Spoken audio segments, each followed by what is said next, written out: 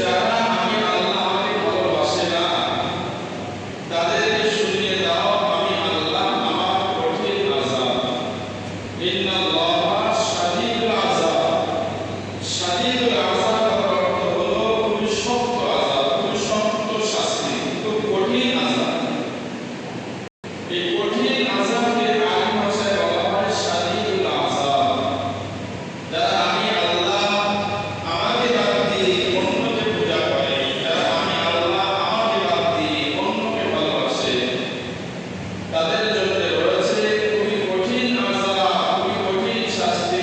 যেদিন তাদেরকে দেওয়া হবে সেদিন তারা তাদের চোখে দেখতে পাবে, তারা বুঝতে পারবে যে ওই দিন আমাদের এই কাজগুলো করা ঠিক হয়নি, উচিত হয়নি।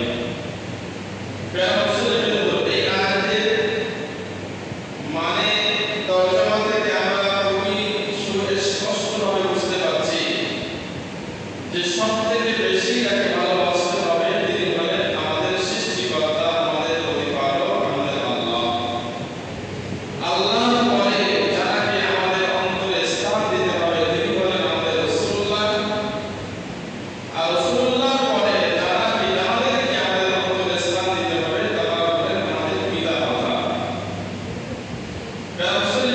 সেই জন্য আমাদের ঈমান, আমাদের আকীদা, আমাদের বিশ্বাস, আমরা যেহেতু ঈমানদার এবং মুসলমান হিসেবে দাবিদার, সেই জন্য আমাদের সর্বপ্রথমে দায়িত্ব এবং কর্তব্য হলো যে আল্লাহ বিশ্বাসকে অন্তরে মজবুতির সঙ্গে আঁকড়ে ধরে আল্লাহ মহব্বত, ভালোবাসা আমাদের অন্তরে জায়গা করে দেওয়া। আল্লাহ রাব্বুল আলামিন কোরআন শরীফের ভিতরে বলেছেন, ইয়া আইয়ুহাল্লাযীনা আমানু আমিনু বিল্লাহ। হে ঈমানদাররা তোমরা ঈমান নিয়ে আসো। কেমন ঈমান? যেমন ঈমান নিয়ে এসেছিল বিশ্বনবী সাল্লাল্লাহু আলাইহি ওয়াসাল্লামের সাহাবা, রাসূলের সাহাবারা, রাসূলের অনুসারীরা, রাসূলের ছাত্ররা যেমন ঈমান নিয়ে এসেছিল তেমন ঈমান তোমরা নিয়ে এসো। রাসূলের ইতিহাসের জায়গায় রয়ে গেল, কিন্তু আমরা সেই ইতিহাস থেকে কোনো শিক্ষা আমরা গ্রহণ করতে পারলাম না। এটাই হলো আমাদের আফসোসের বিষয়।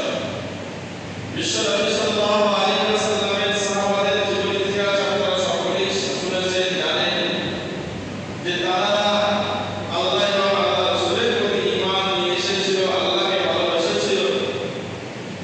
কেমন ভালোবেসেছিল যে জীবনের শেষ মুহূর্ত পর্যন্ত নিজেদের জীবনকে বিলিয়ে দেওয়ার পরে তারা এক মুহূর্তের জন্য আল্লাহর মহব্বত অন্তর থেকে তারা ত্যাগ করেনি, রাসূলের মহব্বত তারা ত্যাগ করেনি।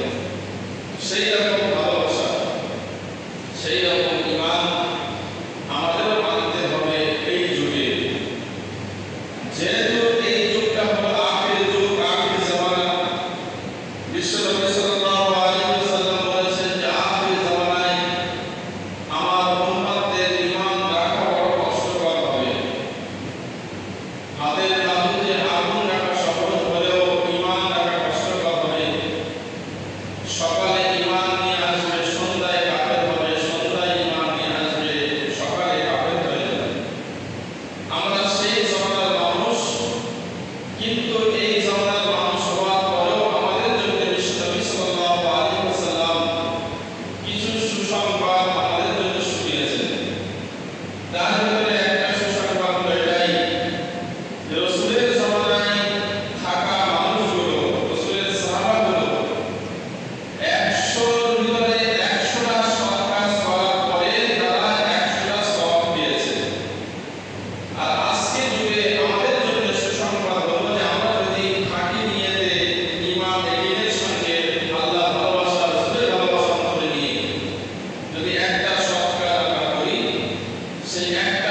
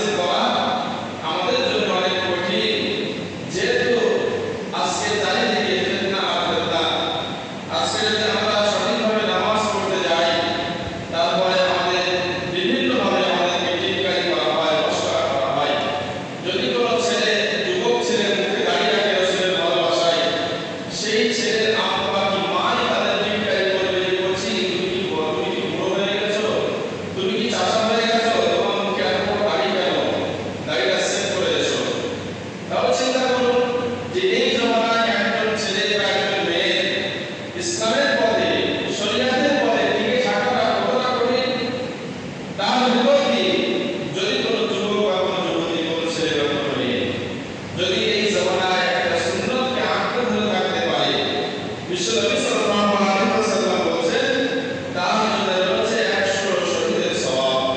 যারা মুসলিম সেই জন্য ঈমান নেকি আল্লাহ মুহাম্মদ রাসূলের মুহাব্বত অন্তরে নিয়ে আমাদের আল্লাহ এবং রাসূলের পথে, রাসূলের দেখানো পথে আমাদের চলতে হবে। বিশ্বনবী সাল্লাল্লাহু আলাইহি ওয়াসাল্লাম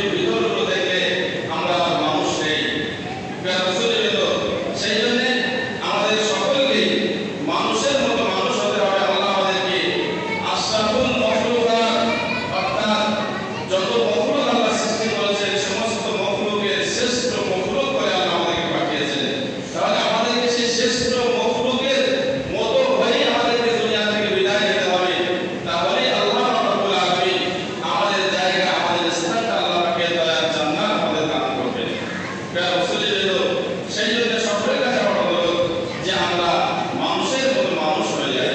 বিশ্বনবী সাল্লাল্লাহু আলাইহি ওয়াসাল্লামের সাহাবাগণ বিশ্বনবী সাল্লাল্লাহু আলাইহি ওয়াসাল্লামের সাথে থেকে তারা বিশ্বনবী সাল্লাল্লাহু আলাইহি ওয়াসাল্লামের কাছ থেকে এমন শিক্ষা তারা পেয়েছিলেন যে তারা মানুষের মতো মানুষ হয়ে তারা দুনিয়া থেকে বিদায় নিয়েছে। ছোট্ট একটা ঘটনার সময় সঙ্গে বিশ্বনবী সাল্লাল্লাহু আলাইহি ওয়াসাল্লামের সাহাবা হযরত সাআদ বিন আবি ওয়াক্কাস রাদিয়াল্লাহু তাআলা বিশ্বনবী সাল্লাল্লাহু আলাইহি ওয়াসাল্লামের ইন্তেকালে না হলেও কম বেশি 30 বছর পর, বিশ্বনবী সাল্লাল্লাহু আলাইহি ওয়াসাল্লামের ইন্তেকালে না হলে 30 বছর পর যখন মুসলিম জাহানের খলিফা হযরত আমির মুয়াবিয়া রাদিয়াল্লাহু তাআলা, এই আমির মুয়াবিয়া রাদিয়াল্লাহু তাআলার জমানাতে আমির মুয়াবিয়া মুসলিম জাহানে মানে পরিধিটাকে কি অনেক দূরে বাড়িয়ে ফেলেছিলেন।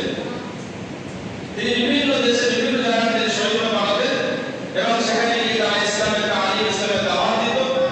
যদি তারা ইসলামকে মেনে না নিত, ইসলামের সাম্রাজ্যে আসার জন্য তারা প্রস্তুত না হতো, মুসলিমদের সঙ্গে যুদ্ধ করতে আসতো, তাহলে তারা তাদের সঙ্গে যুদ্ধ করতেন।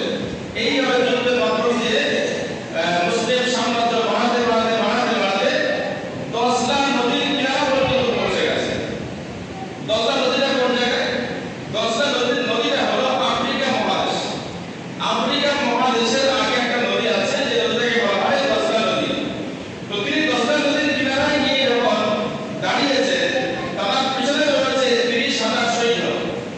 তো তিনি 30,000 সৈন্যের দিকে তাকিয়ে বলছেন যে হে আমার সৈন্যরা, বলো আজকে ইসলাম কি এই পর্যন্ত প্রচার হবে, না এই নদীর ওপারেও ইসলাম প্রচার করবে তোমরা, না ইসলাম এই পর্যন্ত শেষ করে দেবে? আফ্রিকা মহাদেশে কি ইসলাম পৌঁছানোর প্রয়োজন তোমাদের কি মনে হয়?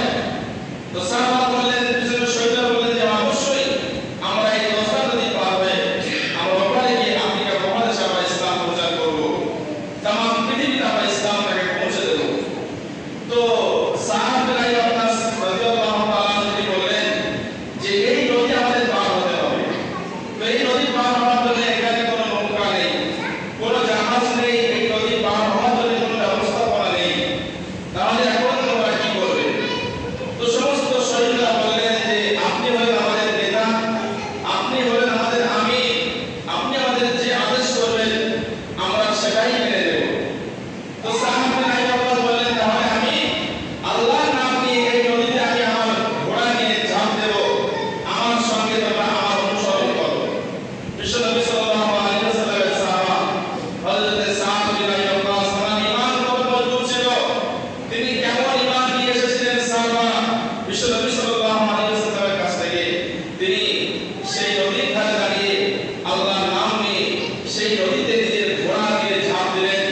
সঙ্গে সঙ্গে তার সমস্ত 30,000 সৈন্য সেই নদীতে ঝাঁপ দিলেন। সেই নদীর উপর দিয়ে আল্লাহ পাকের কুদরতি ক্ষমতায় রাস্তা তৈরি হয়ে গেল। সেই রাস্তার উপর দিয়ে তারা ঘোড়া নিয়ে সেই নদীর দ্রুত বেগে তারা পার হয়ে গেল।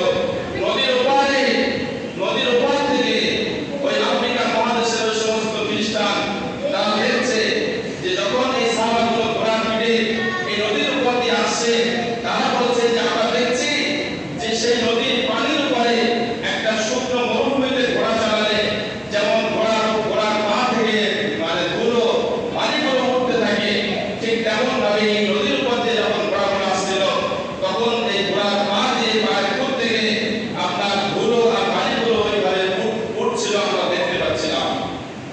মুসলিম কেমন ঈমান তাদের ছিল, কি মজবুতি